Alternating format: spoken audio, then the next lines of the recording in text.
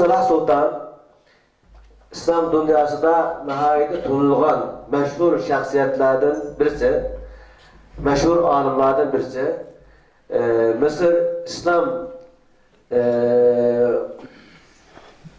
İslam Meclisi başlığı ve bir üniversitedeki hem reisi ve İslam Alimler Birliği'ndeki kuruluşlarından ve şunun azalarından özü nihayet bütün dünyada ayrılıp yürüp İslam dinine hizmet kılan bir kişi. Bizge inşallah bu Şarkı Türkistan'ın İslam'daki ordu hakkında, yani İslamiyet'te kandak baha bölünü Şarkı Türkistan mahal meselesiga bu mevzuda bizge söz kılmakçı inşallah. فنرحب بالدكتور. اهلا وسهلا. وللترجمة ترجمة قليشن عبد الأحد أشخن أكبرنا ترجمة قليش أونا قدك ونوشن عبد الأحد أشخن لازمنا ميكروفون ده وقدمان كيس لازم. السلام عليكم ورحمة الله وبركاته. بسم الله الرحمن الرحيم. الحمد لله، الصلاة والسلام على سيدنا وحبيبنا رسول الله. اللهم صل وسلم وبارك عليه وعلى آله وصحبه ومن والاه، ثم أما بعد، فأريد أن أقول لكم في أول كلمة لي: شهد الله أنني جئت لكم لأني أحبكم في الله تبارك وتعالى. Endi Allah Taala hamd sana peygamberesine huzur etip doğandan keyin sizlarga salom qilgandan keyin birinchi gap, men sizlarga bu yerga faqat sizlarni Alloh uchun yaxshi ko'rganligim uchun faqat qiyin bo'lgan bo'lsin bu yerga kelish, Alloh uchun seni yaxshi ko'rganligim uchun keldim. وأعتذر عن العام الماضي، كنا في جولة انتخابية مع الدكتور محمد مرسي في مثل هذه الأيام، فبسبب الانتخابات الرئيسية اعتذرت مضطرا وكنت حريصا جدا. وهذا العام كان يجب أن أبقى من أجل الاضطرابات في مواجهة الدكتور مرسي، لكني يعني استأذنت وقلت هذا أمر ضروري أن آتي لأحبابي وإخواني في الله في تركستان ومن حولهم، وأسأل الله تبارك وتعالى أن يجعل عملنا هذا خالص لوجهه الكريم. Ötken yılımı ben çağrılgandım. Ötken yılımı sizlerle birlikte buluşunu istedim. Ama ötken yılımı bana bilgendek Mısır'da sayılan bu vakasını boğalık için, onun da benim yerde buluşum bekmeyin boğalık için kilenmegen. Şu an ben hazır özretime. Bu yılımın, bu katımı benim ayadaki Mısır'daki işsizlik ve davalı kuruş vaziyetinde eşyada buluşum ait mühimdir ama sizlerle kürüşeş, onun da mühim boğalıkım için bir şey geldim. وأحب أن أقول لكم: نحن في بداية هذا اللقاء نتفق على منهجية أسميها منهجية الرؤية والقرار. هذه الرؤية تعني أن الإنسان يتعلم شيئا، لكن لابد بعد التعلم أن يتخذ قرارا. نحن ليس عندنا إيمان بلا عمل، والله تعالى ذم الإيمان الذي لا يتبعه عمل، أو العمل الذي يختلف عن القول، حيث قال سبحانه: يا أيها الذين آمنوا لما تقولون ما لا تفعلون كبر مقتا عند الله أن تقولوا ما لا تفعلون. والمقت هو أشد أنواع الغضب، كمن يتزوج أمه بعد وفاة أبيه. Biz göpünü başlaştım burun binasıga kelişimiz lazım. Evvelen biz bir ideya, fikirni oturup koyumuz ve onun hakkında karar alırız. Onun da iki tane onu emel kılımız.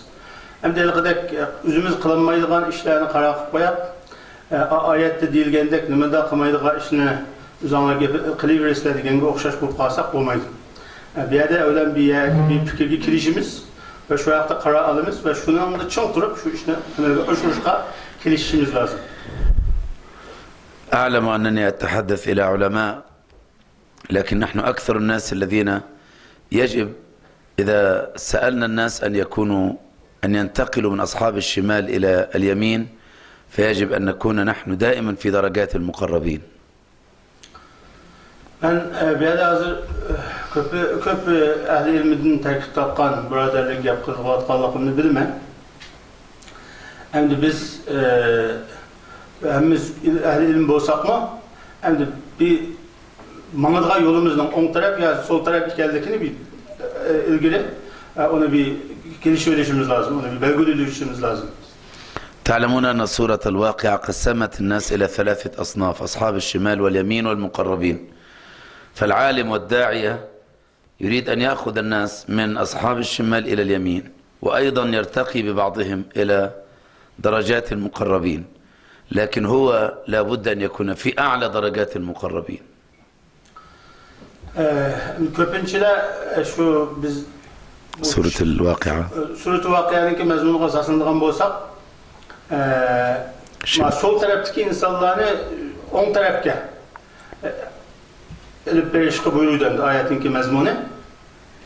Hem biz o sol taraftan on tarafga çağırışlardan kifayet kılmasın, Allah'a en yakın bolğanlardan buluşumuz lazım.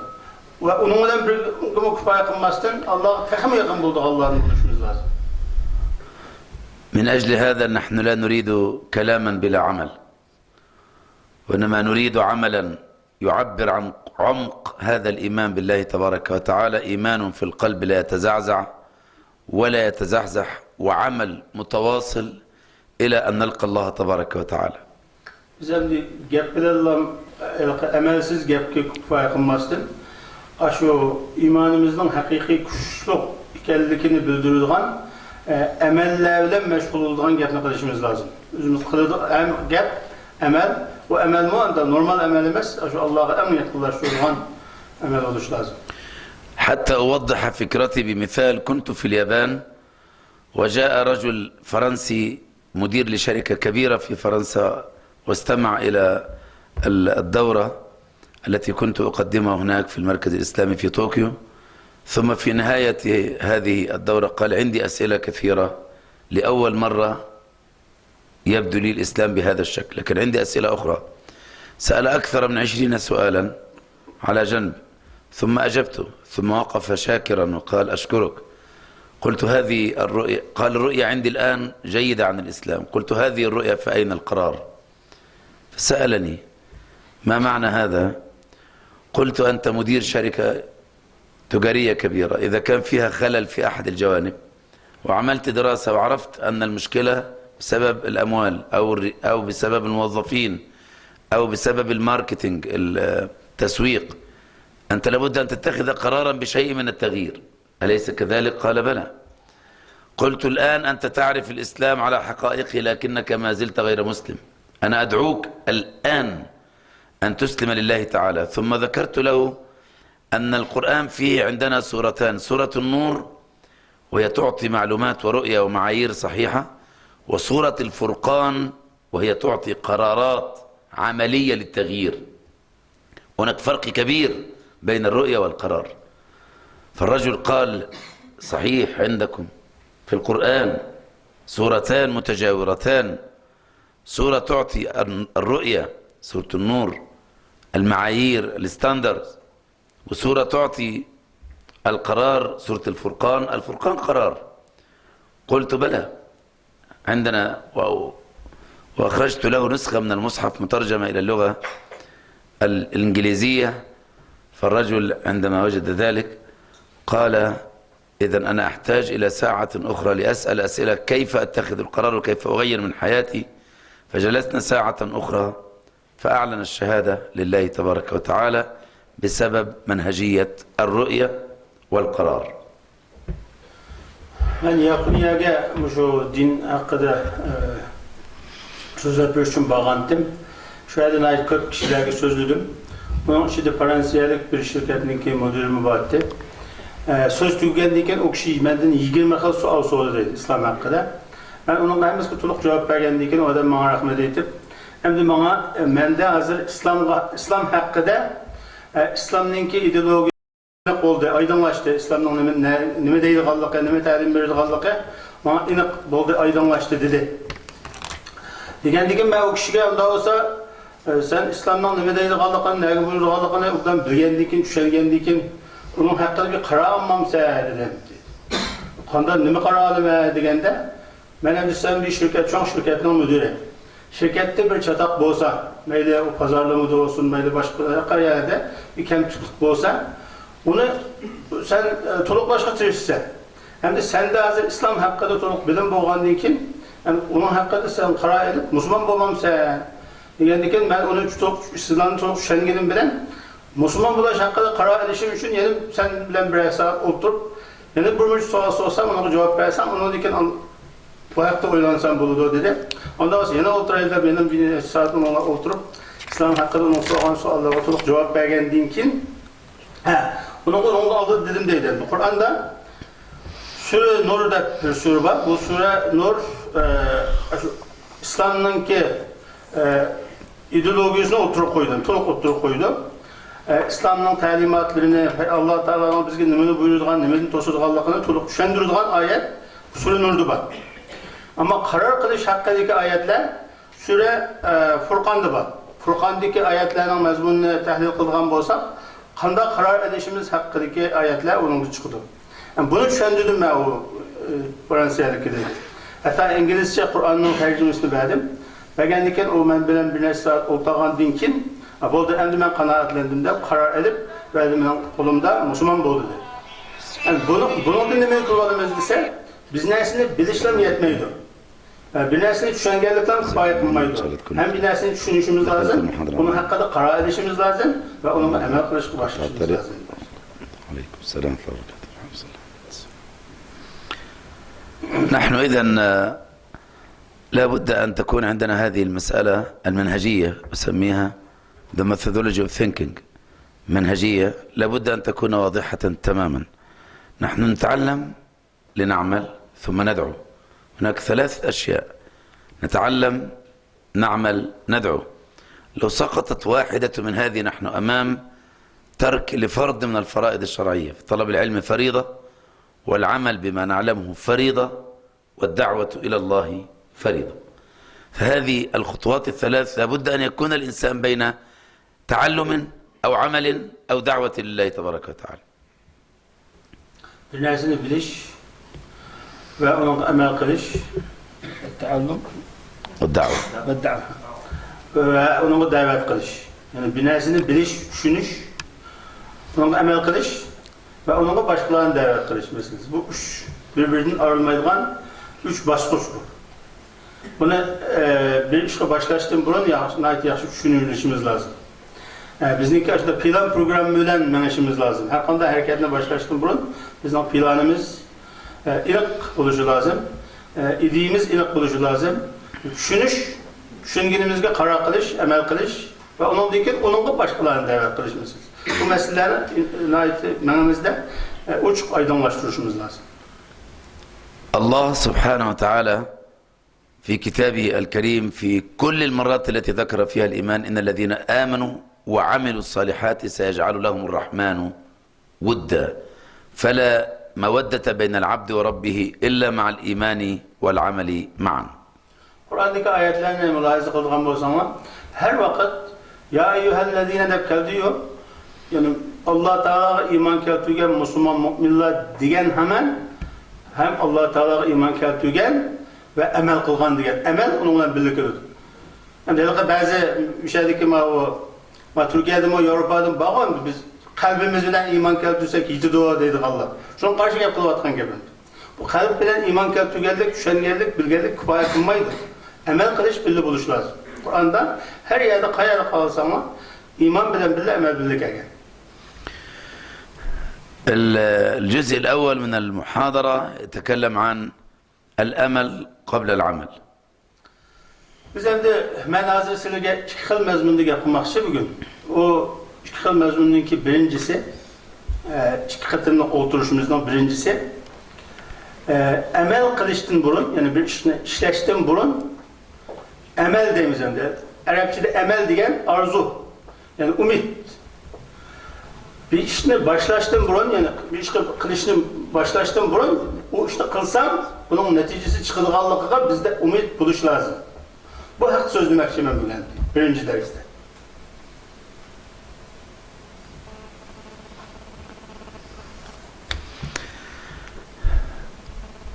هناك ظاهرة كانت موجودة في كثير من البلاد الإسلامية والآن تحسنت، لكن أعتقد أنها ما تزال عند البعض الإخوة بالذات الذين يعيشون ظروفا قاسية مع الأنظمة، وهي حالة اليأس والإحباط. Hem dünyada ilgili zamanlarda şu ümitsizlik meselesi hem umumlaşkan bir meseledir İslam dünyasındaki köpüncü devletlerde. Hem de hazırki zamanda köp yerde bu mesele hal oldu. Lekin sizlerge okşaş zulüm astıda, istila astıda yaşavatkan bazı milletlerde bu mesele hazırlıklı devam kılavatmış. O ümitsizlik meselesi. Hem bu hakta biraz toxtalmak var. في 2006 عندما جئت من أمريكا على الشرق العربي وجدت ظاهرة واضحة، هي حالة يأس وإحباط، فقمت بعمل برنامج تلفزيوني من 60 حلقة بعنوان الأمل قبل العمل. Ben 2006 yıl Amerika'dan qaytib kelgan vaqtimda şu Arap men yaşagan bazı devletlerde şu ümitsizlik meselesinin umumlaşıp ketkenligini gördüm. Ve televizyon programları arkalık ben 60 tane ders sözlüdüm deydi. Şunun hemmesi de şu el-emel qablel amel deydi. Hizmetten burun arzu ümitinin buluşu meselesi de 60 ders sözlüdüm. Ben şunu muhlas bilmem. وهذا الأمل عندي يرتكز على جوانب أربعة. أولا قوة الملك سبحانه وتعالى علام الغيوب. رقم 2 قوة المنهج قرآنا وسنة. رقم 3 تاريخنا الحافل والمليء بالخير. رقم 4 واقعنا الماثل المليء أيضا بالخير. قوة الملك علام الغيوب، نعم، وبعدين قوة المنهج، التاريخ الحافل بالخيرات، والواقع المليء أيضا بالخيرات.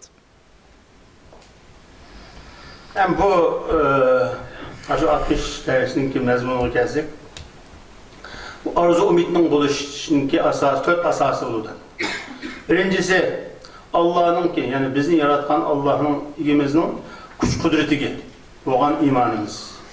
Yani Allah hemmege kadir iken bizge şu ümitini, şu Allah'ın kudreti bizge şu ümitini bilişi lazım demektir. İkincisi Kur'an ve sünnet, Peygamberimizin hadislerinin bizge koygan yolu, yani biz manılmakçı olan yol, o bizge ümit belirtişi lazım. Kur'an'da Müslümanlığa ümit verdiğin nurgun ayetler var, hadisler var. Peygamber Aleyhisselam'ın. Bu hadis ve ayetinki mezmulları ve ortak koygan yolu bizge şu ümitini belirtişi lazım. Üçüncüsü bizimki parlak tarihimiz. Biz fakirlenişke tigişlik, bizim ilgili ötken atıbığımızın manga yolu bizge şu ümitini belirtişi lazım. Ahirada bizimki hazırki emeli ehvalımızdan bizge şu ümitini belirtişi lazım. Yani bu 4 asas. Birincisi Allah'ın kudreti, güç kuvveti. İkincisi Kur'an, hadis. Ki bizge koygan yolu. Üçüncüsü bizim şerefli tarihimiz. Dördüncüsü olsa bizim hazırki ehvalimiz. أقول لكم يا إخواني الجانب الأول هو الأساس الذي تبنى عليه كل الأشياء. فنحن أمام قوة الملك سبحانه وتعالى التي لا تقهر علام الغيوب. احنا الآن في هذه القاعة لو قلنا أن احنا 70 أو 80، هذا لو دخل علينا واحد ملحد غير مسلم هيقول عندنا 70-80. لكن إذا نظرنا الذين يؤمنون بالغيب نحن رقم 1 لسنا 70 ولا 80، نحن آلاف مؤلفة بفضل الله تبارك وتعالى، لأن معنا ملائكة من الله سبحانه وتعالى، كل واحد معه ملكين. ثم عندنا ملائكة بالحديث إن لله ملائكة سيارة إذا وجدوا قوما يذكرون الله تنادوا هلموا إلى بغيتكم فيتحلقون إلى العرش. ثم الله جل في علاه ومعكم أينما كنتم. هناك فرق كبير بين عالم الشهادة المحدود وعالم الغيب الممدود. نحن أمرنا في أول صفحة من القرآن بعد الفاتحة الذين يؤمنون بالغيب. Yani biz hazır miyadaki sahnemiz 70-80'de de belki 100'ün artık bu kişi demek çok önemli. Mesela bir kafir taşkırdığın kilise hazır. Miyadaki adamı 70-80'den bakende biliyordu. Bizim bunda normal sual sorusu bir kim neçeden 70-80'den badeyimizin. Ama Allah Teala'ga gaybke iman keltirgen bu mümin nimdeydi o dese bir yerde biz 70-80 boğunumuz ile her kayısımızdan 7 tane perişti var. Etrafımızda periştiler bizni koruşap duruluk. Şuların hemmine sayınıqanlıq bolsaq, netçimin kişi var bir. Yani gaybki iman keltügen, Allah'a imanı boğan kişi, yani 70-80 bak kişi de bak da bilmeydi. Netçimin adam göten netçimin adam bağda bilir. Bu bizden kafirle bir normal kafirden bizimki yani gaybki iman keltügen müminin farkı münümüşedi. أقول إن الله تبارك وتعالى ادخر أشياء عنده في علم الغيب، لكن نحن يجب أن نؤمن بها أكثر من إيماننا في عالم الشهادة. أن أؤمن بأن الله جل في علاه هو الذي يسير هذا الكون كله، والذي يسيركم في البر والبحر. هذه يجب أن أؤمن بها أكثر من إيماني أنني بينكم الآن أو أنك معنا هنا الآن. Biz adetki bizimki düşüncemizin yukarıya hemşe işinmişimiz lazım, iman keltürüşümüz lazım. Yani Allah Teala hem bizi yarattı, şu dünyanın bütün işlerini yürüştürüyordu ve bunu dinkinki işlerine hemmesi Allah Teala mesul. Şu taraflarını hemmini yaxşı düşünüp oylaydıgan bolsak, bizden imanımız hazırki ahvalimizin tekemi yukarıya işinişi lazım. Ben hazır adli gap qilmoqchi olsam, men sizlar biz bilan daqlamada. Ama bütün periştiler bizler bilen, Allah biz bilen diyen çağımızda bizim gücümüz takımı çok olur. فالرسول صلى الله عليه وسلم هو في مكة المكرمة والصحابة يعذبون تعذيبا شديدا جدا. هم ينظرون من منظور عالم الشهادة المحدود، لكن الرسول صلى الله عليه وسلم يقول لهم هناك عالم كبير اسمه عالم الغيب الممدود، فيقول والله ليتمن الله هذا الأمر حتى تسير الضعينة المرأة المسافرة من الحيرة إلى بيت الله الحرام وهم جياع في مكة لا يجدون طعاما يأكلونه، ثم يقول لهم الحديث في البخاري حديث عدي بن حاتم: لئن طال بكم أمد لتملكن كنوز كسرى بن هرمز. قال يا رسول الله كسرى بن هرمز ونحن لا نجد طعامنا ولا سقاءنا؟ قال لتملكن كنوز كسرى بن هرمز. ثم قال الثالثة: لئن طال بكم أمد ليخرجن الرجل بملء يديه تبرا أو فضة ثم يعود فلا يجد من يأخذه. هو تعبير عن الغنى، حيث سيخرج الناس جميعا مبالغ ضخمة من الزكاة ولا يجدون فقيرا واحدا يستحق الزكاة من الرخاء والغنى الذي سيحدث. Biz endi bu Allah'a boğan iman, gaybki boğan iman ve şu imanın kuvveti bilen uzaklık kuruş meselesi de canlılık misalını Peygamber Aleyhisselam'ın hayatından alalayımız. Peygamber Aleyhisselam Mekke'de vaktinde sahabeler aç, yalamaç. O aşağıdaki müşrikler Peygamber Aleyhisselam'a her türlü kıyınçılıklarını peyda kılıp bir yolda mı hatırca mangalı koymaydığı ahval olgan. Şunda kıyın ahval otur Peygamber Aleyhisselam ne deytti? Peygamber Aleyhisselam Allah'a boğan imanının küçüğüyle uzaklık kural etti. Uzaktan sözler etti. Mesela ne dedi?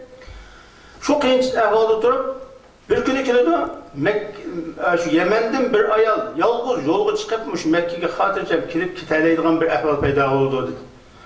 Üzü küçüğü çıkıp mağanmaydiğen bir adam gelecekte yakın zamanda bir ayal Yemen'den yolga çıkan için Mekke'ye Medine'ye hatırca kilip yalğız kiteleydiğen ahval peyda oldu diyelidi.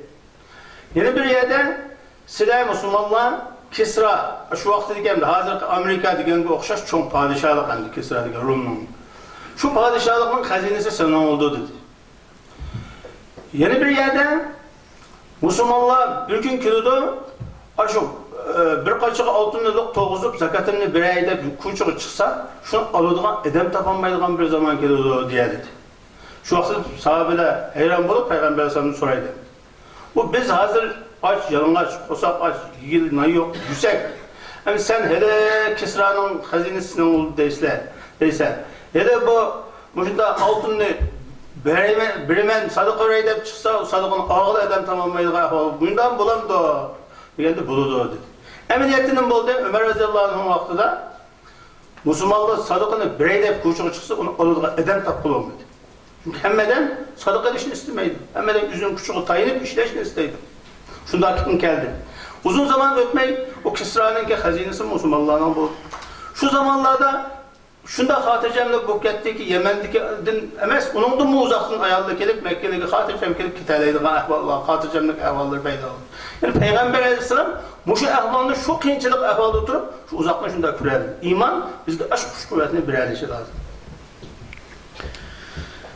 أقول لكم يا إخواني أن عدي بن حاتم الذي روى الحديث وكان ذلك في مكة المكرمة حيث كان الحصار شديدا جدا هو بنفسه يقول لقد رأيت الضعينة تخرج من الحيرة إلى بيت الله لا تخشى إلا الله ولقد كنت هو بنفسه ممن افتتح كنوز كسرى بن هرمز ولئن طال بكم أمد لترون الثالثة وهي أن يخرج الرجل من يديه تبرا أو فضة ثم يعود فلا يجد من يأخذه.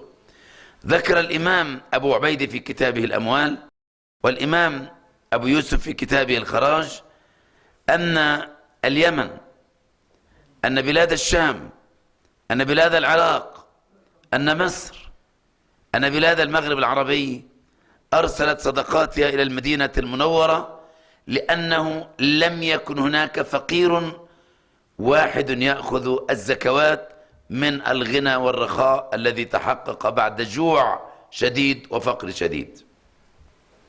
Hem de halka hadisini rivayet kılgan Hüdey bin Hatem diyen sahabe aslında bir de Peygamber Aleyhisselam'ın kaşı gelmedi bir kafir, müşrik. Peygamber Aleyhisselam'ın kaşı gelgendiğin kin Arapların hazır karnıp gitip bağlılığını şikayet kılmaya diye vakti Peygamber Aleyhisselam şu sahabe ki şunu diyen. Bu vakti o sahabe onu işenmegen. Kin Peygamber Aleyhisselam bilen çok talaş çıkan diyen işinip Peygamber Aleyhisselam'ın hulus niyetiyle iman keltüge. Şu sahabe ki ne mi deydi? Şu vakti da ben şu Peygamberimizden samimiyeti sebebiden şunu işengendim. Ama şunda bulama bulmayı tutma diyen bir guman kalbimde battı. Ama aşk Kisra'nın hazinesinin kulpusunu açan adam üzem buldum dedi. Şöyle cihat kılıp bağlan vaktinde şunu üzem açtım dedi. İkinci hadiske bu Ebu Yusuf ve başka şu çağdaki çok ulemalar sahabeler Peygamber Aleyhisselam'ın şu hadise yani altın kaçı bilen insanlık uçuğu çıkıdı onu alıdığan sadaka alıdığı adam tapanmaydı diyen hadisinin emelileşkenlikini biz öz gözümüzden köydük.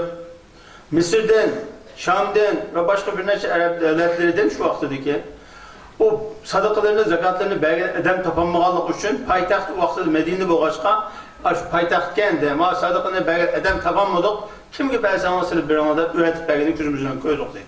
Peygamber Aleyhisselam'ın şu hadisi şunda emelileşti demektir. وبالنسبة لنا عمليا قبل الثورة في مصر بأسبوعين ذهبت إلى قريتي في البلد وطلب مني شباب الإخوان أن ألقي لهم كلمة في مسجد صغير نحن بنيناه في أواخر التسعينات بأيدينا لكن منعنا أن يكون أحدنا له خطبة أو درس. فقلت لهم مع أني أستاذ شريعة إسلامية لكن كان النظام الماضي يمنعني أن أقول خاطرة في مسجد. قلت لهم لو قلت خاطرة في المسجد الإمام ينقل عقوبة له من المسجد وإذا قلت خطبة الإمام يفصل تماما من الأوقاف ومن المسجد فلا أريد أن أضر أحدا فتعالوا إلى البيت واسمعوا ما شئتم. قالوا يا دكتور لا مانع تعال في المسجد وقل خاطر لأن الإمام يريد أن ينقل فإذا جئت وقلت كلمة فأنت بهذا تخدمه وتكون سببا في نقله من المكان. اخبطوا كلمتين بالعبارة المصرية خليه يتنقل. قلت أجيد فقه التخطيط لا التخبيط.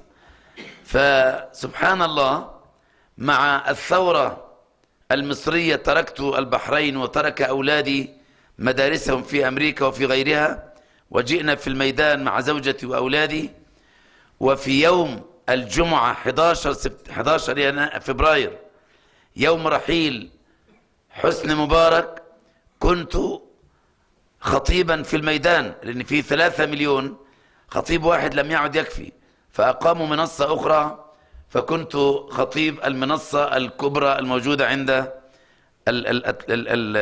المتحف المصري. ويومها يعني شعرنا حقيقة بأن عناية الله، رحمة الله، ملائكة الله معنا، وأنها هي التي خلعت هذا النظام حسن مبارك، ونحن لم نخلعه، نحن أسباب فقط في هذه الأرض. فلا بد من اليقين في الله أنه ناصرنا بإذن الله تعالى. Üzəmdən 5-dən ötən vəqəni sözləb verməkçi olsam, şu Mısırdakı daval quruş Hüsnü Mübarəkni düşürdüğən namayiş buluşdan 2 həftə burun mən ailəm bilən üzəmdən yazımı qıladım deyil, yazısı. Yazı qılasam, o yazıdakı bir neçə yaşla bizə bir gəp xipəgən sən alım boğan degen dedi deyil, məsciddə. O bizim üzümüzdən qolu öylən şu 90-cı illərin axırda şu yazıqı sağan bir məscid vardı kiçik. Şu mescidki yığılaydı, şu mescidde sözləb bəgindi dedi. Şuna olan, o vaxtda Mısır'ın kanununda, aslında çət əldən bilgim kilib bir mescidde sözləsə, onunla sözləşikə şu mescidden imamı ruxsat qılsa, o imam ne? Şu sözlüğüyle, başka adamın sözlüğüyle ruxsat qılan imam ne? O mescidin yürüdür deydi. Eğer o çətdən gələn adam o mescidde xutba oxusa, o herhalde mescidden imamı şunun xutba oxuğunu ruxsat qılsa, o imam ne? İştirlan boş sözü dedi. Şuna mən o kanunu bilgəçkə o yaşlığa mən o məsciddə sözlüyə, yəni imamға bir çataq çıxmışsın, imam bu məscidin yötkülüb getib qalmışsın desəm, bu imam zaten bu məscidin kətməkçi. Şuna sənə bir sözləb bəgən, şuna imam yötkülüblər kəssin bulardı. Dedi, şunda olsun mən sözləb bəyəmədim deydi, məsciddə sözləmək, öydü sözləb bəyək. Şunda deyişdik, bu 2 həftə ilgir boğan iş. 2 həftədən ki, Qahirədə o namayiş başlandı. 3 milyon adam, hem de Tahrir meydanına yığılған adamlar köp boğaşqa ve bir adam haqqanç mikrofonu gelip kısım hem adam anlamak bulunmaydıgan ahval boğaşqa 4 tarafta 4 tane kişinin sözlüğünü koydu. Ben köprek kişiye sözleydiğin taraf bana taksim bu bitken ben 3 milyon adamga sözledim. Şu sözler verip hem de üzem şu Allah Teala'nın kudretine şu cadı kayıtıdın iman keltügendek boldum deydi. Çünkü biz bir üzümüz sağan Üzümüzden yezdiki bir mescidi sözleyemeydiğen bir ehvaldıydık Mısır'da. 3 milyon adamdan aldı, bakırak, şimdi bana hemini töker dedim. Yani bu, nemini gösterdi? Allah'ın ki kudretini gösterdi bize. Bu bizim ümit bekleşliğe alışır lazım. Şunun için bizde bir işte kıvakçı olsak, evlen şunun da arzu, ümidimiz tuluk buluş lazım. Şençimiz tuluk buluş lazım.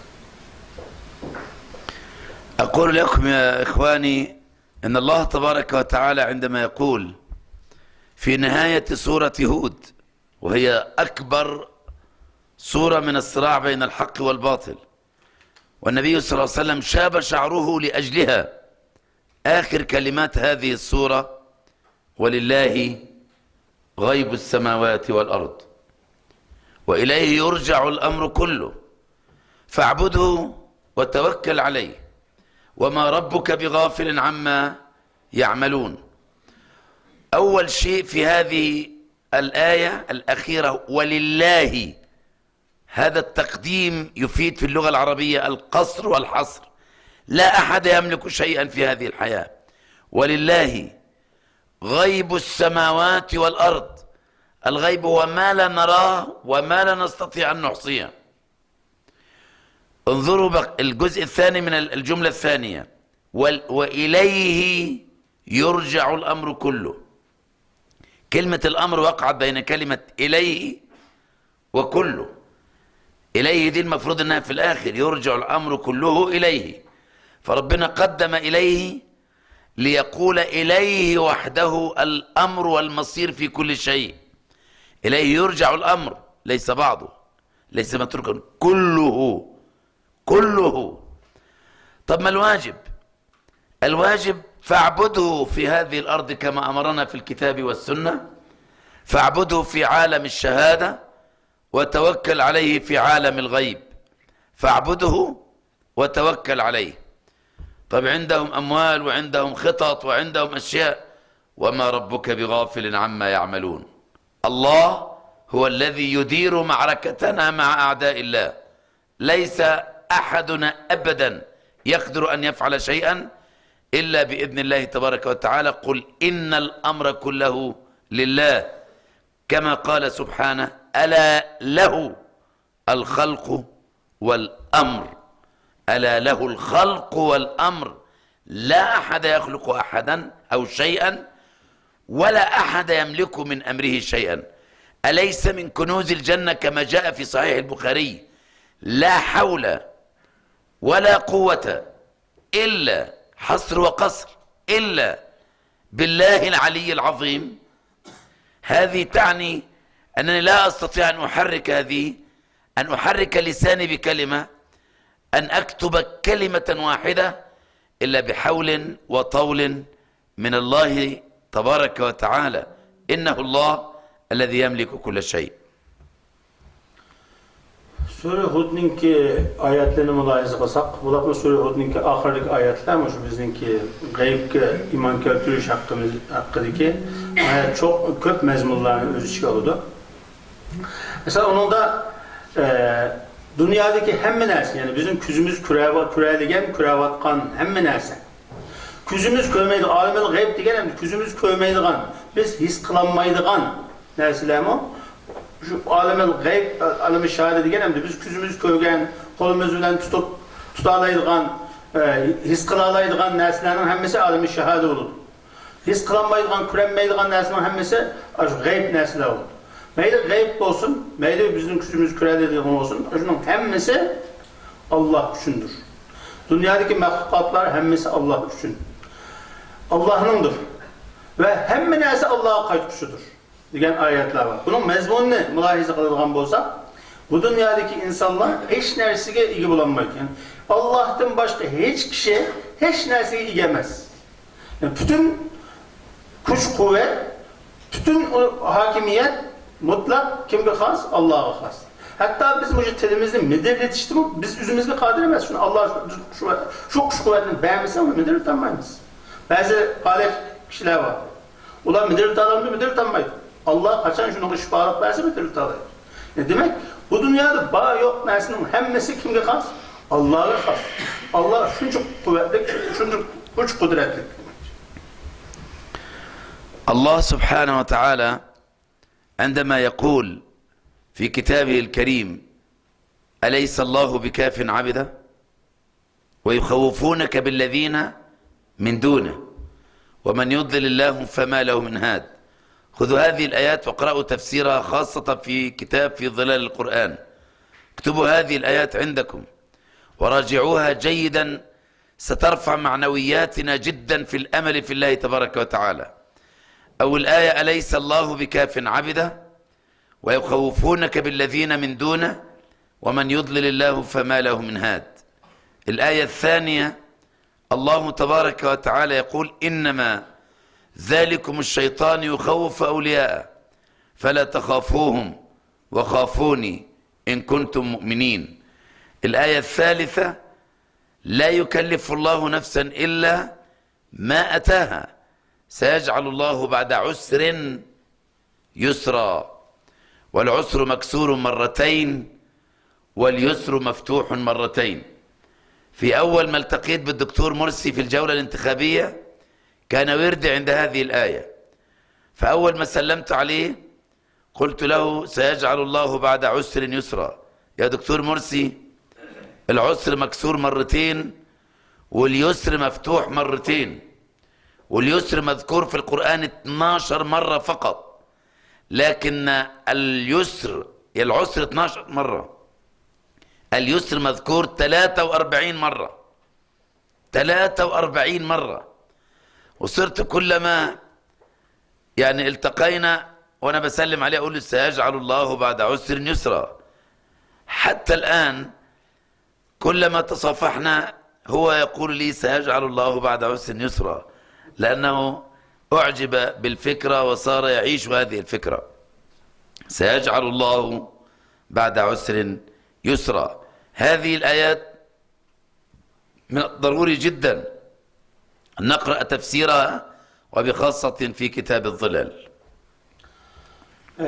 Kur'an'ınki şu Allah Teala şunda kuş kudretlik tusa. Yani silahını Allah'ın tüyündeki, yani aşağıda Allah'ın tüyündeki mahlukatlardan kokası kokamsızlar diye mezmundaki ayetinin Fi Zalalul Kur'an degan tefsirde ko'rsanglar, o'zinglarga alohida ishonch paydo bo'ladi deydi. Allah Teala shunda kuchli, qudratli ekan, bizni uningdan boshqasi nima ish qo'rqita olsin? Qo'rqitmaslik lozim. Endi Qur'oni Karimda yana boshqa bir necha oyatlarni zikr qilib, uning mazmuni ham asos, tarjimani xulosa tarjima qilamiz hamda harf tarjima qilsak, chiq vaqt qoldi. Gapning asos xulosasi Qur'oni Karimda shu taslik, qiyinchilik degan so'z faqatla 12 qatim zikr qilingan deydi. Ama asallık, yani bir qiyinchilikdan keyin asallıkning keladiganligi haqida o asallık degan so'z Qur'oni Karimda 43 qatim zikr qilingan. Boğaçqa qiyinchilik bo'ladi bizga. Cho'qim qiyinchilikqa duch kelamiz. Ammo qiyinchilikdan keyin qolaylikning, asallikning bo'ladiganligini ishonchimiz komil bo'lishi lozim. Misrda shu hokimiyat o'zgargandan keyin hozirgi reis shu Mursi bilan birinchi qatim kurashgan vaqtimda men uning bilan qo'l tutishgan vaqtimda shu oyatni o'qidim deydi. Ba'di kulli usrin yusra degan oyatni o'qidim. Ya'ni qiyinchilikdan keyin cho'qim asallik, qolaylik bo'ladi degan oyatni o'qib kurashib edim. Hozirgacha u odam men bilan qachon kurashsa, o oyatni u menga xotirada o'qiydi. Chunki men shu birinchi qatim kurashgan vaqtimdagi uning o'qigan oyatimni unaytibak xushalganlik uchun meni ko'rdi shu oyat yodimga kelsa kerak. O oyatni o'qib men bilan kurashdi. Demak, şu ishonch bilan yashaydi odam. Biz bu şu ishonch bilan yashashimiz lozim. Qiyinchilikdan keyin cho'qim osonlik bo'ladi. نحن في ميدان التحرير رأينا آيات من الله سبحانه وتعالى. الأخ يتصل بزوجته ويقول لها أنا هنا في نعمة كبيرة جدا وأنتظر قوله تبارك وتعالى ولا تحسبن الذين قتلوا في سبيل الله أمواتا بل أحياء عند ربهم يرزقون فرحين بما آتاهم الله من فضله ويستبشرون بالذين لم يلحقوا بهم من خلفهم ألا خوف عليهم ولا هم يحزنون. لا ينتهي من الكلمة حتى تأتي رصاصة تقتله في الحال ثم ينقلب إلى عالم الشهادة. والعجيب في هذه الآية أن القرآن يقول في نظرتين: نظرة عالم الشهادة المحدودة أنه قتل ولا تحسبن الذين قتلوا في سبيل الله أمواتا أنه مات. الله يقول بل في اللغة يعني الكلام السابق غلط مش صحيح. أنتم تقولون قد ماتوا طلعوا له شهادة وفاة لكنهم أحياء. كان عندكم في عالم الشهادة شهيد حي في الأرض، أحياء فوق عند ربهم. واحد عنده عمل، واحد مش لاقي عمل، لا عندهم يرزقون، الكل يرزق من الله.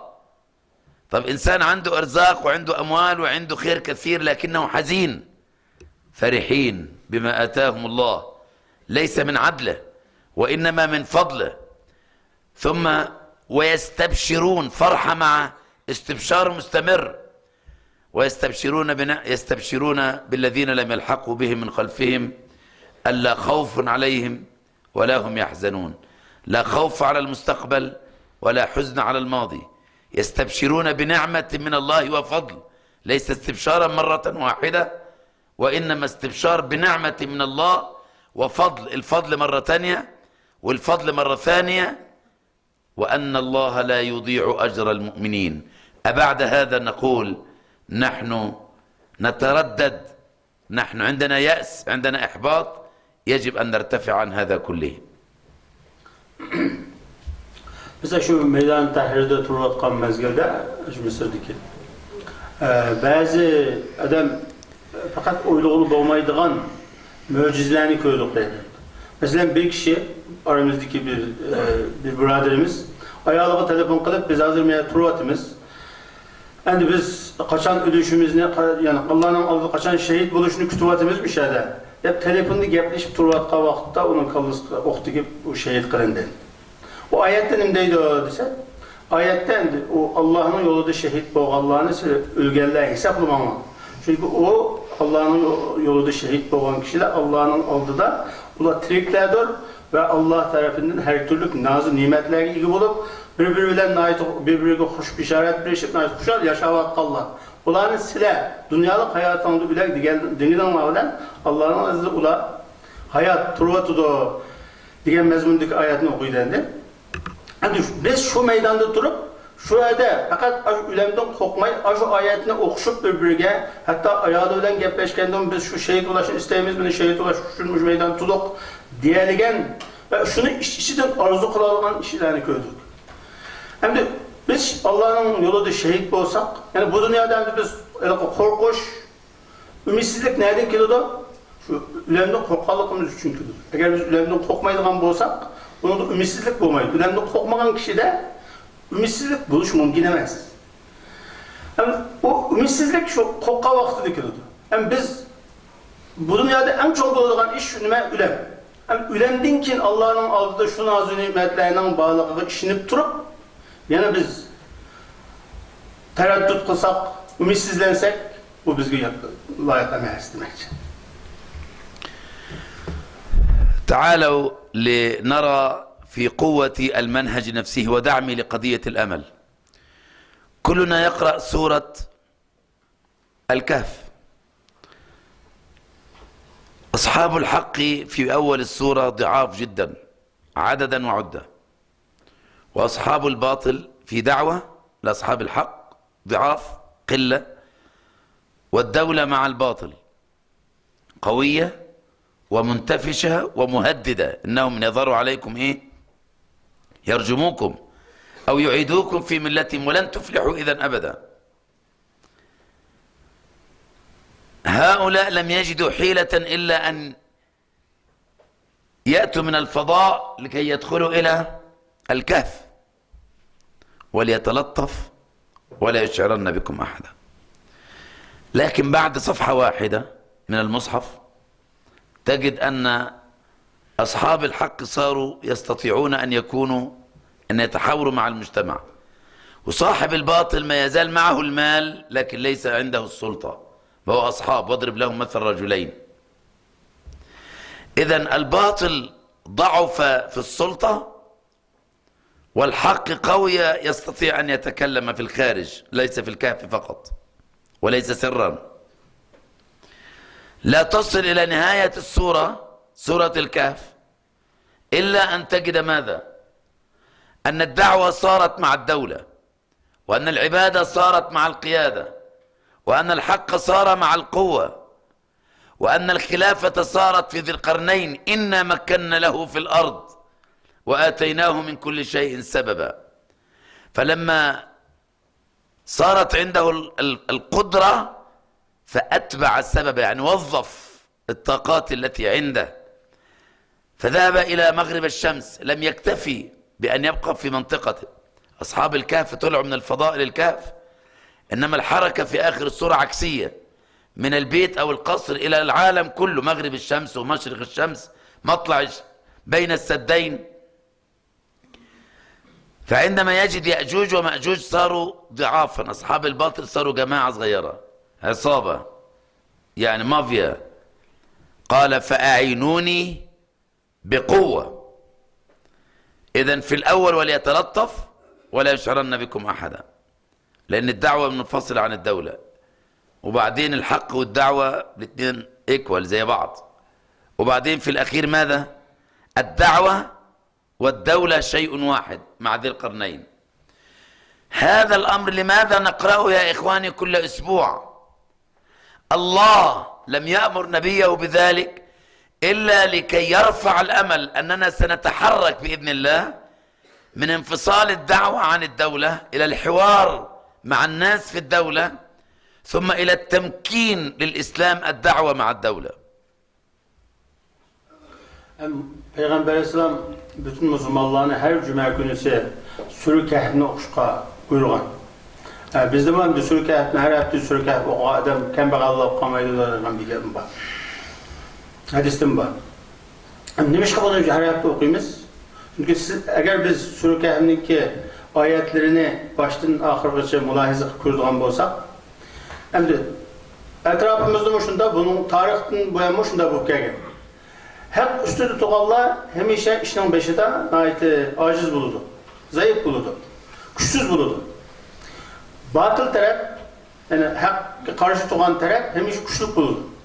Ama bir mezgil ötkendiği için bu aciz güçlüydü, o batıl taraf acizleşiyordu.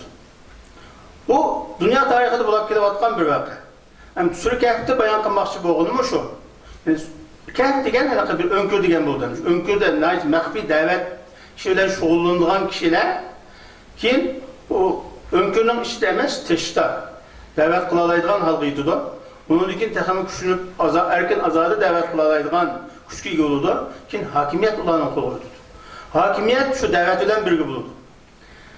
Bu kısa, bu hakikatler şu surede bayan kılınganlık için bizde şu her hafta şu sureni okuşka buyurgan. Bunu okuşsak, şunu mülahaza kılsak bizde ne buludu? Bizde şu arzu, ümit payda oldu. Arzu, ümit güçlüdür. Yani her vakit, her kanda iş küçük, aciz başlanıyordu, kim güçlüdür. Hak hemişe üstün buludu, batıl hemişe kin acizleşip yok olur. Bu bir dünyanınki hakikati. Bunun vazgeçkili olmaydı, bunu inkar kılın olmaydı. Onun için bizde şu Sure Kehf'te bayan kılınğanğa okşaş, ümit arzu güçlük buluşu lazım. Yani gelecek için, uzunluk süreçimiz için bizde arzunun yukur buluşu lazım. Oh my Lord, my sins are like the highest mountain. My good deeds are very few. They're like a small pebble